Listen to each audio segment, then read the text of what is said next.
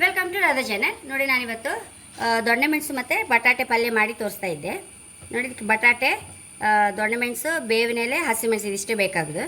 ನೋಡಿ ನಾನು ಪೀಲರಲ್ಲಿ ಮಾಡಲೇಬಾರ್ದು ಯಾವಾಗಲೂ ಬಟಾಟೆ.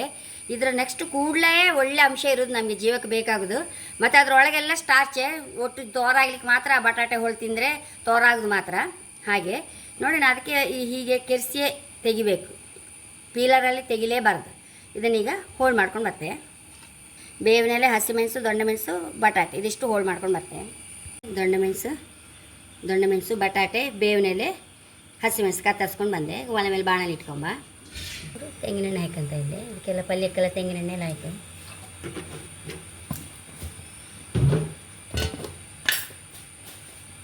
ಸಾಸಿವೆ ಮೆಣಸು ಹಾಕಂಬ.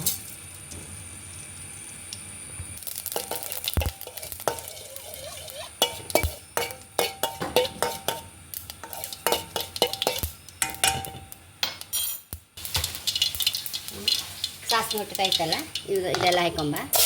ಹಸಿಮೆಣಸು ಎಲ್ಲ ಹಾಕೊಂಡೇ ಬಿಡೋದು.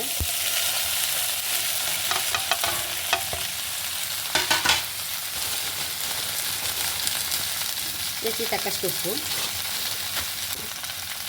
ಅರಿಶಿನ,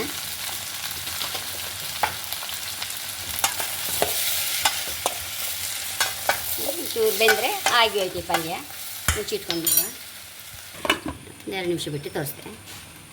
ಪಲ್ಯ ಆಗಿದೆ. ಕೊತ್ತಂಬರಿ ಸೊಪ್ಪು ಹಾಕೊಂಡಿರುವ. ಬೌಲಿಗೆ ಟ್ರಾನ್ಸ್ಫರ್ ಮಾಡಿದ್ದೀನಿ.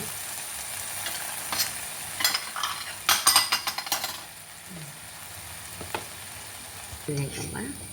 ಊಟಕ್ಕೂ ಲಾಯ್ಕ್ ಆಗ್ತು, ಚಪಾತಿಗೆಲ್ಲದಕ್ಕೂ ಹೈ ಕ್ಲಾಸ್ ಆತಿ ಪಲ್ಯ.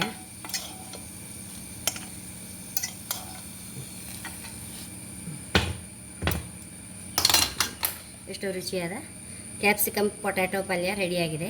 ಖಂಡಿತ ನೀವು ಸಹ ಟ್ರೈ ಮಾಡಿ. 1 ನಿಮಿಷಲ್ಲಿ ಆಗುವಂಥದ್ದು ಮತ್ತು ಅಷ್ಟೇ ಟೇಸ್ಟ್. ಅದೆರಡು ಕಾಂಬಿನೇಷನ್ ಏನೋ ತುಂಬ ರುಚಿಯಾಗುತ್ತೆ. ಹಾಗೆ ನೋಡಿ, ನಂದು ಹೆನ್ನಾ ಪ್ಲಸ್ ಇಂಡಿಗೋ ಶ್ಯಾಂಪು ಬಗ್ಗೆ ಎಲ್ಲ ತುಂಬ ಫೋನ್ ಮಾಡಿ ಕಾಲ್ ಮಾಡಿ ಎಲ್ಲ ಹೇಳ್ತಾಯಿದ್ರು.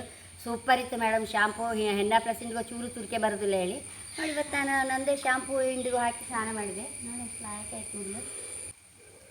ಹಾಗೆ ನನ್ನ ಚಾನಲ್ ಸಬ್ಸ್ಕ್ರೈಬ್ ಮಾಡಿ, ಲೈಕ್ ಮಾಡಿ, ಕಾಮೆಂಟ್ ಮಾಡೋದಂತ ಬರಲೇಬೇಡಿ. Thank you.